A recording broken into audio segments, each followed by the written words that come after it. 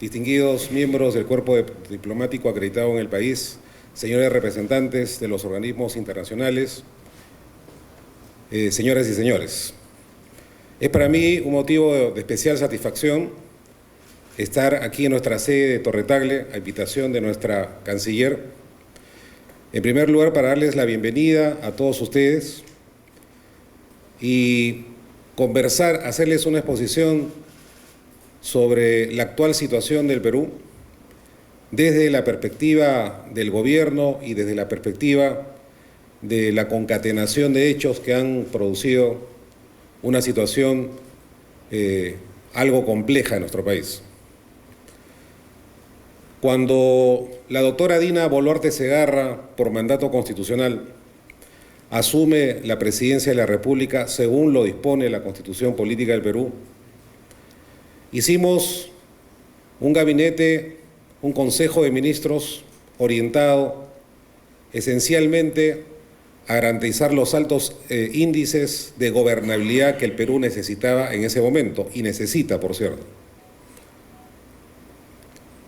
Los 4 ejes de la presidenta Boluarte, desde que asumió el mando, y como lo ha dicho, no va a gobernar en piloto automático, sino día a día estamos tomando decisiones, es, en primer lugar, garantizar la institucionalidad democrática del país. Vale decir, trabajar por la consolidación del Estado constitucional y democrático de derecho, la vigencia plena de los derechos fundamentales y el respeto mutuo con los diversos órganos del Estado que son órganos constitucionalmente autónomos. Para nadie es un secreto, señores representantes, que la democracia representativa, que es el modelo hasta que está adscrita la República Peruana, significa, en primer lugar, un sistema permanente de controles entre los órganos del Estado. Y estos controles no son sino la piedra angular sobre la que se solidifica nuestra estructura jurídica. Y es cuando estos controles, estas instituciones, se ven alteradas y afectadas por decisiones que están fuera de la Constitución, como la que anunció al país el expresidente Pedro Castillo, es precisamente en ese momento cuando entra a operar el mandato de la Constitución para asegurar aquello que precisamente es lo que hay que asegurar, que es la vigencia plena del Estado de Derecho.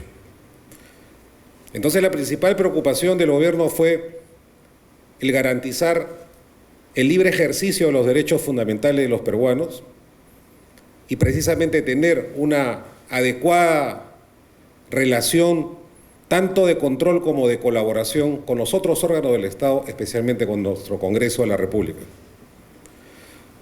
Pero luego esta dinámica constitucional que estuvo a la altura del Perú, porque el proceso de transferencia de la gestión gubernamental fue impecable, actuaron de manera limpia y democrática absolutamente todas las instituciones del país, la Defensoría del Pueblo, el Congreso de la República, nuestras Fuerzas Armadas y Policiales, cuyo mandato constitucional es claro y preciso, que no es sino defender la integridad y soberanía de nuestro país, integridad territorial, y también responder al mandato claro de la democracia y el Estado constitucional de derecho.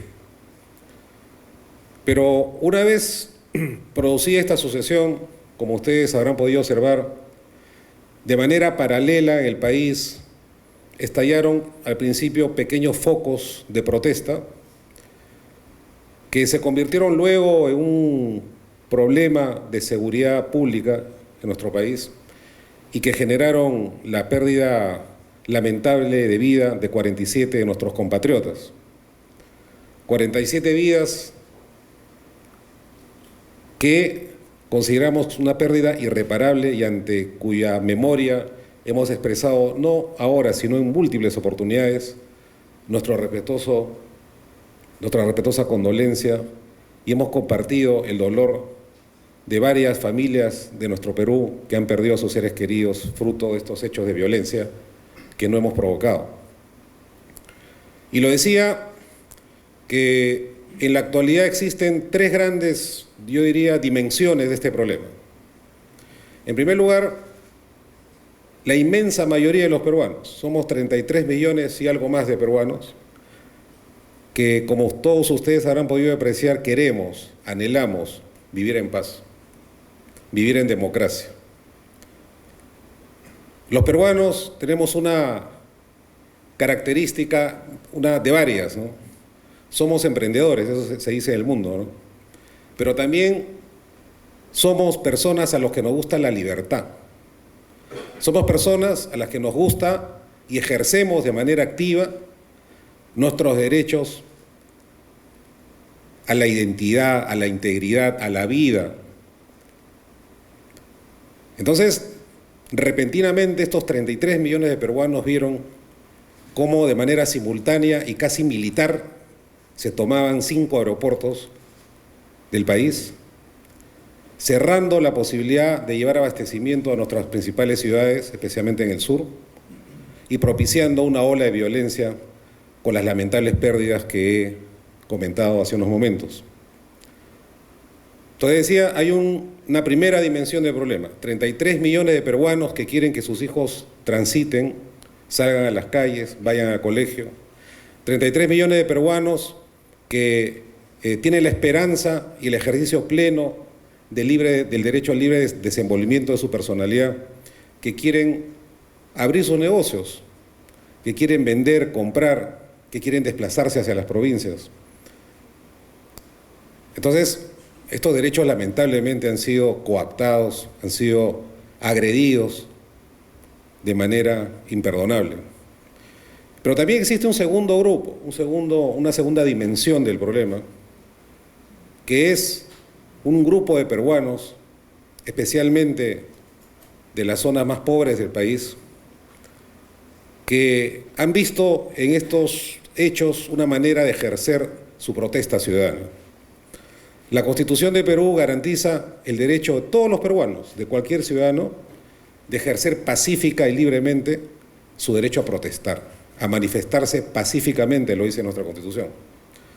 Entonces, nosotros debemos reconocer que existe efectivamente un grupo de peruanos que han tenido expectativas embalsadas, que han sido postergados en la atención de sus necesidades básicas y primarias, salud, agua, desagüe, que han tenido 2.600 obras paralizadas, es decir, obras con asignación presupuestaria y que no han podido ser ejecutadas muchas veces por la incompetencia del gobierno.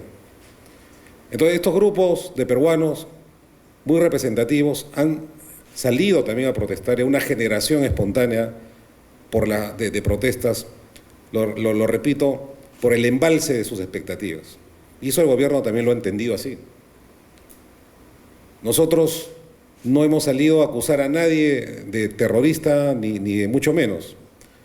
Hemos sido los primeros en reconocer el derecho de este sector de peruanos democrático que sale a reclamar los legítimos derechos que no le han sido asistidos por el Estado. Pero también existe un tercer grupo de peruanos. En este tercer grupo de peruanos es mucho más pequeño y es un grupo violento y organizado, que está en sentido contrario de los peruanos que queremos en la democracia y que han aprovechado esta circunstancia para generar el caos, el crimen, para atacar los activos críticos nacionales como son nuestros aeropuertos y para crear una narrativa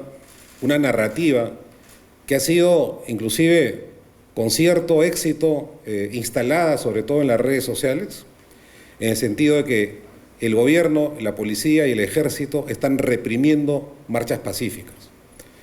Eso es absolutamente falso. Y lo digo con la contundencia de quien ha ejercido el cargo de ministro de Defensa y ahora es presidente del Consejo de Ministros. Yo sé lo que ha pasado en mi país. Y digo que es falso porque si ustedes ven a través de los medios de comunicación, lo único que ha ocurrido de manera sistemática y diaria ha sido una agresión, un atentado contra nuestras fuerzas policiales, contra nuestros aeropuertos, contra los locales del Ministerio Público, del Poder Judicial, y contra instalaciones públicas y privadas que han sido atacadas, han sido quemadas, han sido incendiadas, ¿no es cierto? Y han sido sometidas a una agresión violenta, inclusive con armas que no existen en una protesta pacífica. Entonces, este tercer grupo, grupo muy reducido, muy efectivo y muy violento, ha estado, digamos, manteniendo al país en vilo en estos últimos días. El proceso se inició después del 7 de diciembre pasado y se retomó a partir del 4 de enero de este año, porque lo que hicimos nosotros fue pacificar nuestro país de manera inmediata y pudimos pasar unas fiestas de fin de año con relativa calma, como ustedes habrán podido apreciar. Entonces, en este escenario, distinguidos representantes, es que el gobierno ha tenido que tomar una serie de decisiones. Hemos decretado el estado de emergencia, la inmovilización focalizada, que es una especie de decisión que establece que las personas se tienen que quedar en su casa durante algunas horas para evitar el vandalismo, ¿no? Y la decisión muy clara del gobierno ha sido defender la vida y la integridad de los peruanos. Porque ese es el objetivo principal y central de nuestra fuerza del orden. Y en esta defensa del orden público en el Perú está también un amplio sentido de defensa de la democracia. Como lo dije hace 3 días en mi presentación ante el Congreso, que dicho sea de paso le he dado la confianza al gabinete que encabezo, la democracia no puede ser débil, no debe de ser débil. Y no debe doblegarse frente a la afectación de sus principales intereses. Y los principales intereses de la democracia son la defensa de los derechos humanos de los ciudadanos, de la propiedad y del sistema democrático, de las instituciones del sistema democrático. Entonces, estamos atravesando por un proceso duro, difícil. Yo la percepción que tengo es que ya ha pasado lo peor. Estamos en una, digamos, escalada de violencia que ha tenido picos y valles y creo que ha alcanzado en un momento su grado máximo y ahora estamos en una especie de planicie y espero que no sé en qué tiempo baje esta azonada. Y sobre todo, creo que estamos ante un escenario en el que se hace muy, muy importante iniciar diversas plataformas de diálogo que gracias a Dios ya se están implementando en algunas ciudades.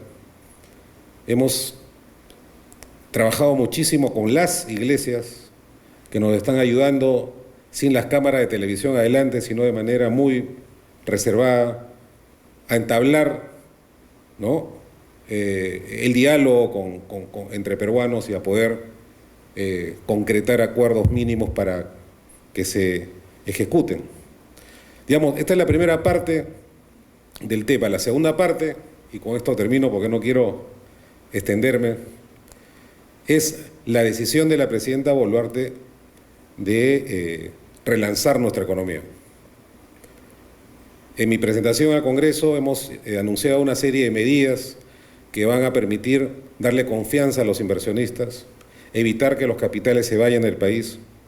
Hemos anunciado unas medidas que van a mover nuestra economía por casi 6.000 millones de soles a través de la atención de los núcleos menos favorecidos del país, como son los comedores populares, los vasos de leche, pero también a trabajar nosotros utilizamos un neologismo que se llama destrave de los proyectos.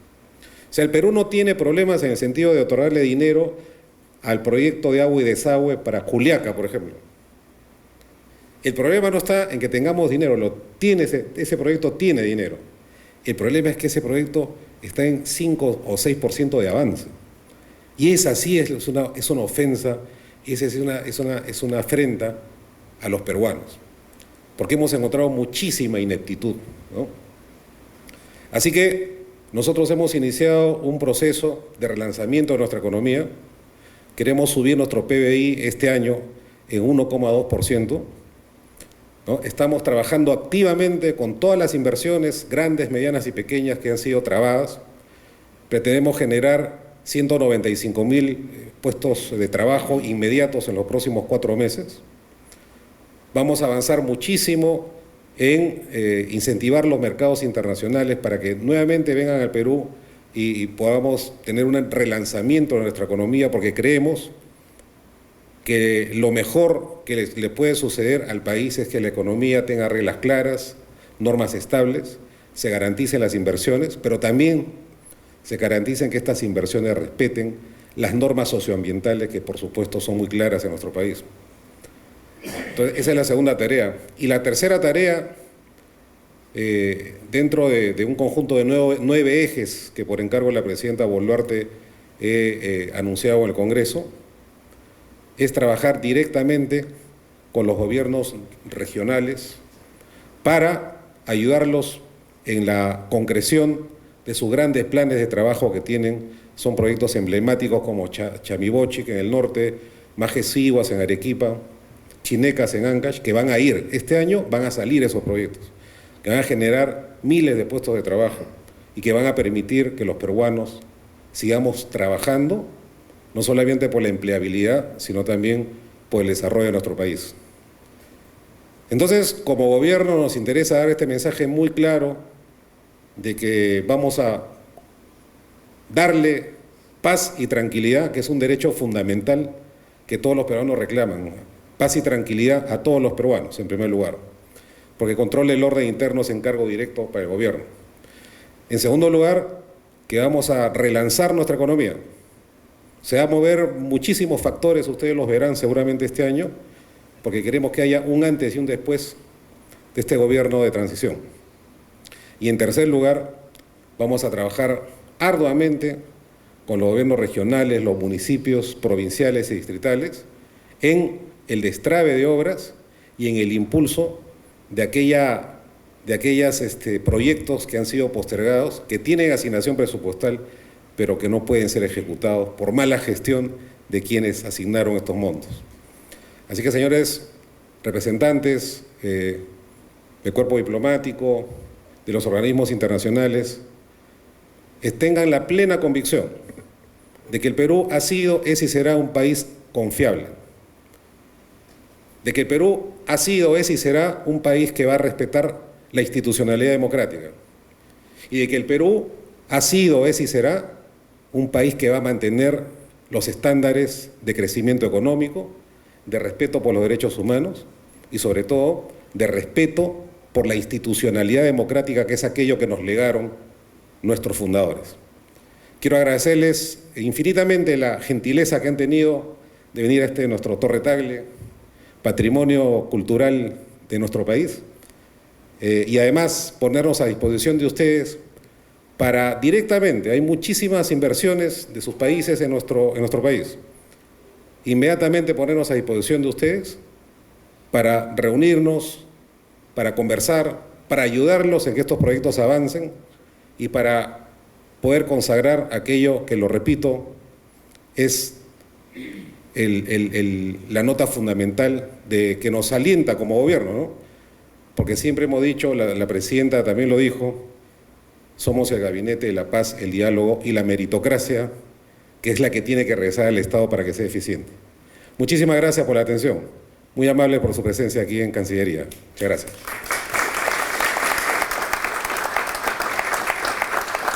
Señor Presidente del Consejo de Ministros, Alberto Otárola, señor Decano del Cuerpo Diplomático, Nuncio Apostólico Paolo Gualtieri, señor Viceministro de Relaciones Exteriores, Embajador Ignacio Higueras, señoras y señores Directores Generales de la Cancillería, embajadoras, embajadores y miembros del Cuerpo Diplomático y representantes de organismos internacionales acreditados en el Perú.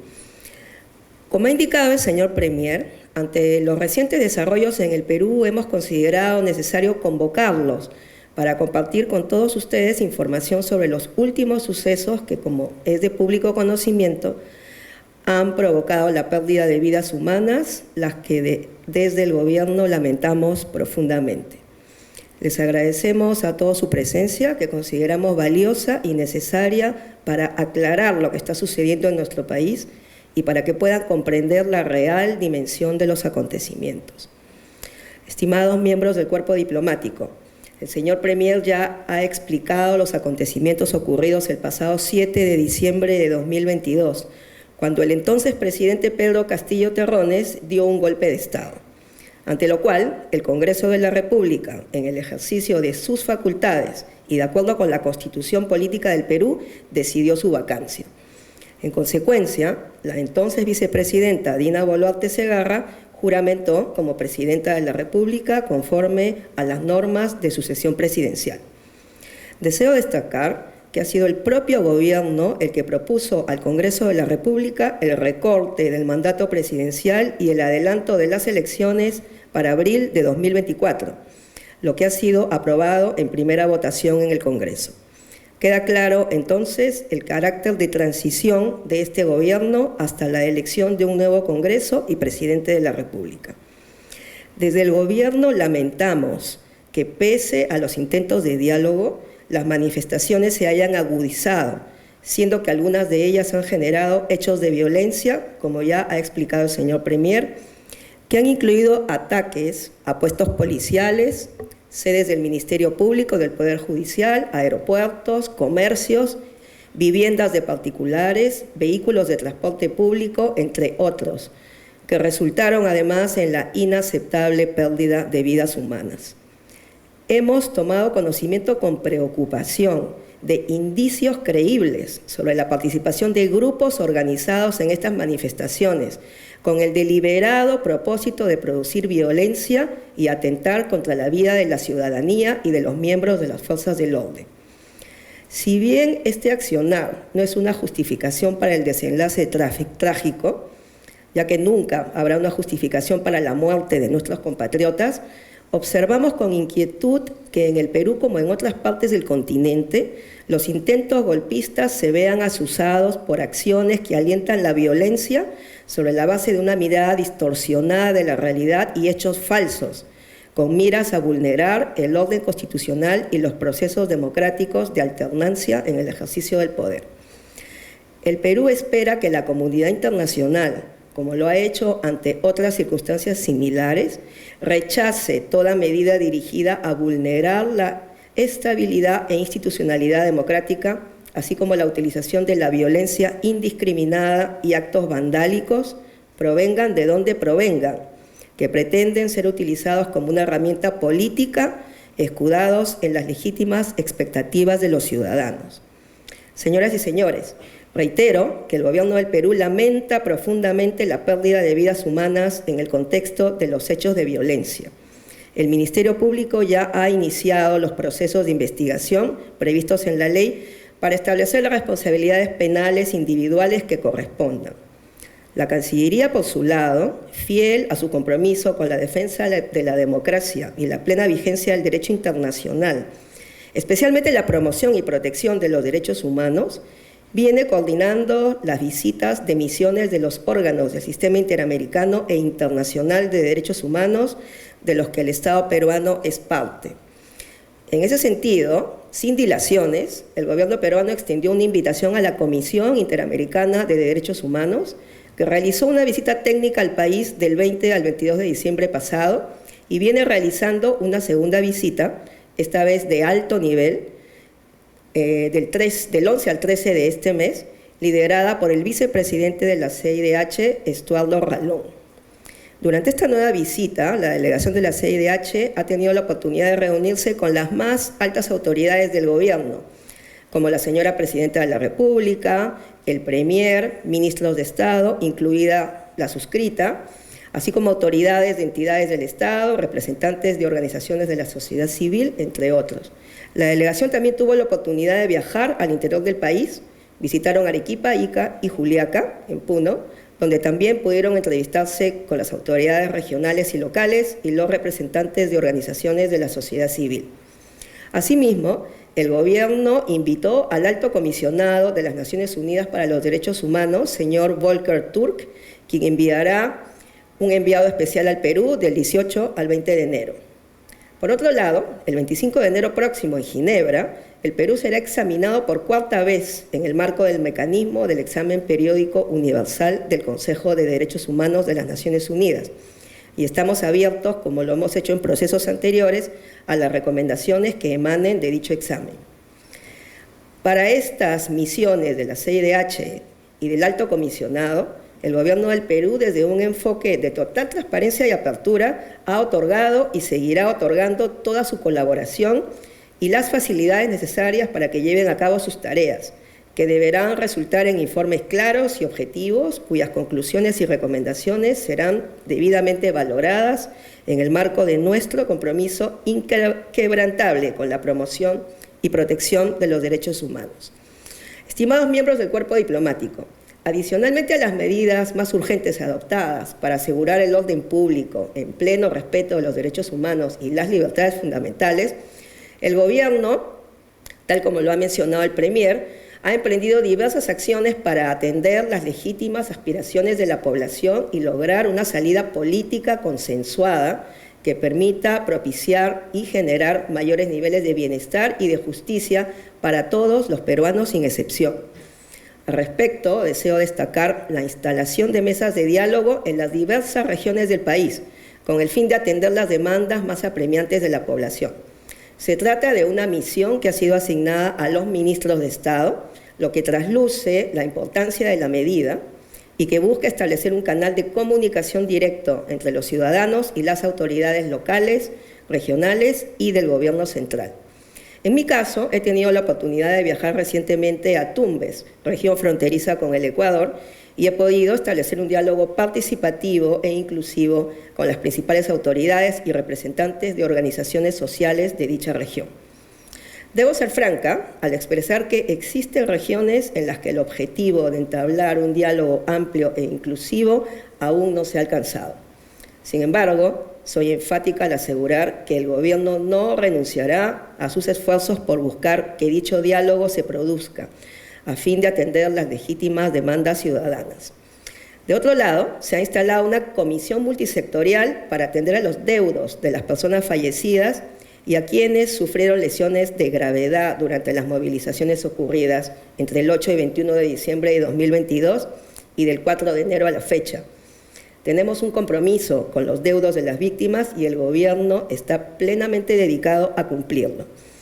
Señoras y señores, el Gobierno de transición de la presidenta Boluarte es consciente de la delicada situación política y social y la complejidad para alcanzar una solución que permita resolver una deuda histórica con regiones y sectores de la población marginados por años.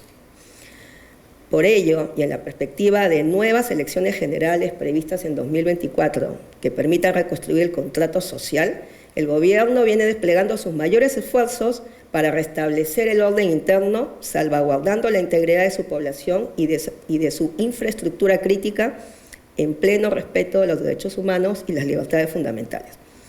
En este esfuerzo complejo, confío en que seguiremos contando con el respaldo y la solidaridad de la comunidad internacional, ustedes, nuestros países, socios y amigos, y las organizaciones internacionales, para que los peruanos encontremos una solución en favor del bienestar de la población y la estabilidad del país. Muchas gracias.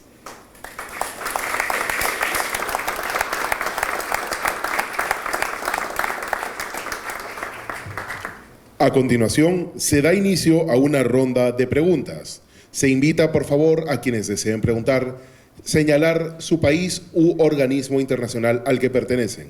Gracias. La Torre Tagle, la política exterior del Perú es una política muy conocida y respetuosa, pegada a la legalidad internacional. Y gracias a Dios que durante todo estos problemas, arrastrando desde Kuczynski, el otro presidente y hasta la fecha, claro que ha hecho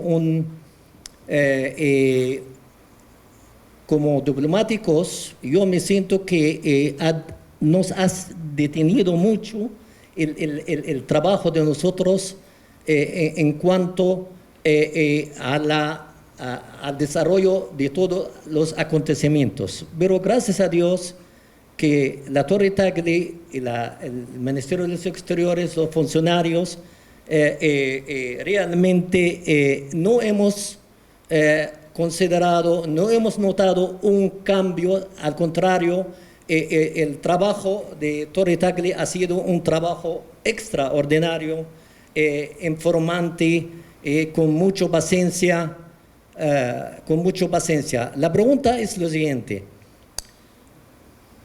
Este problema, el primer ministro ha dicho que los problemas tienen alta, baja, sube, baja.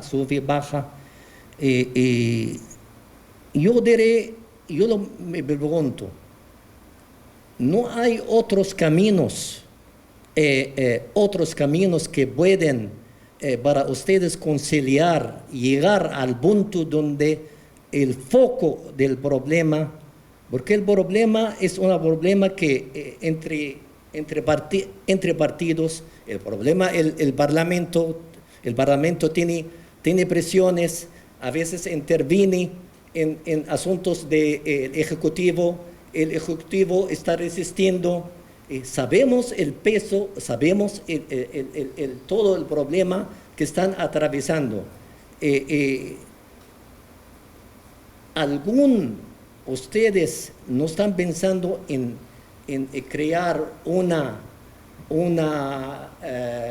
comisión o una junta de conciliación nacional para que pueda salir del problema donde los ejecutores tienen que estar no solamente políticos ni parlamentarios, pueden ser de todos distintos sectores del país para que puedan, gente respetada, para que puedan ayudar a ustedes salir de este foco, de este problema. Muchísimas gracias. Ningún mecanismo está descartado. De hecho, lo que hemos incentivado es una llegada de funcionarios a las regiones.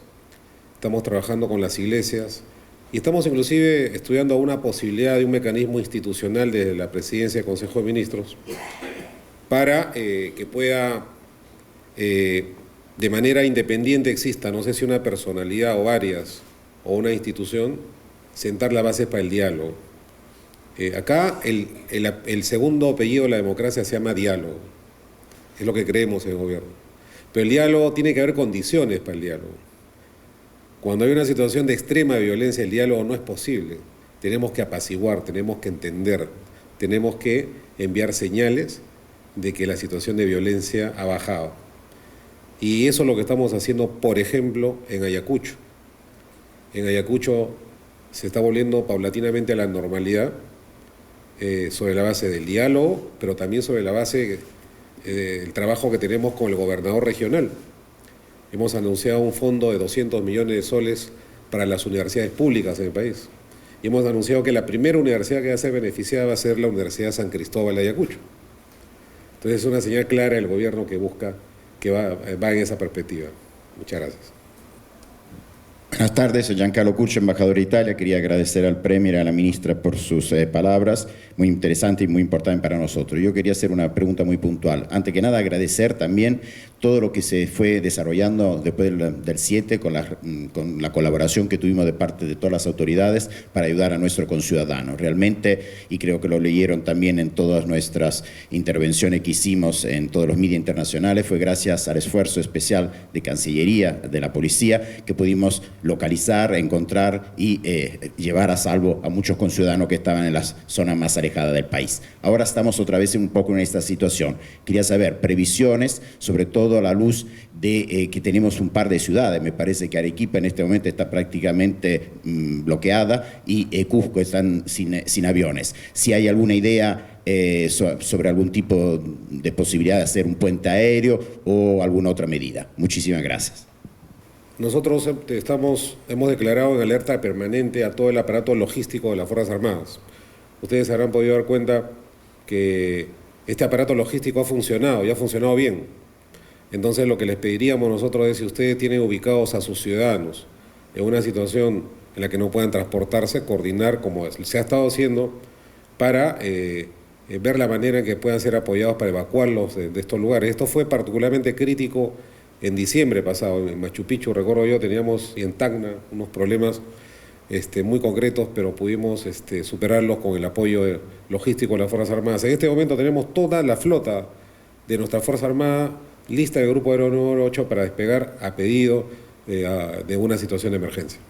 Buenas tardes, embajador de Rusia. Antes que nada, me gustaría expresar en nombre de mi gobierno las profundas condolencias al pueblo peruano por las vidas humanas perdidas, así como pasar los mejores votos a los heridos. También expresar la esperanza de que el pueblo peruano seguramente sabrá encontrar la solución justa, pero jurídicamente razonable a los problemas que sobrevive. La pregunta puntual es la siguiente. Usted, señor primer ministro, dijo muy bien sobre lo bien que están organizados los participantes de las protestas. La pregunta es, ¿tienen algunos datos de quién financia a esa gente? Porque no se trata de 15 o 20 o 100 personas, se trata de miles de personas durante varios días. Seguramente, viene la plata hacia ellos. ¿Podrá decirnos algo sobre la materia? Gracias. En el Perú, como en varios de sus países, hay economías ilegales, ¿no? Tenemos un problema especialmente con los mineros ilegales que están instalados en Madre de Dios, ¿no? Y que son muy renuentes a formalizarse.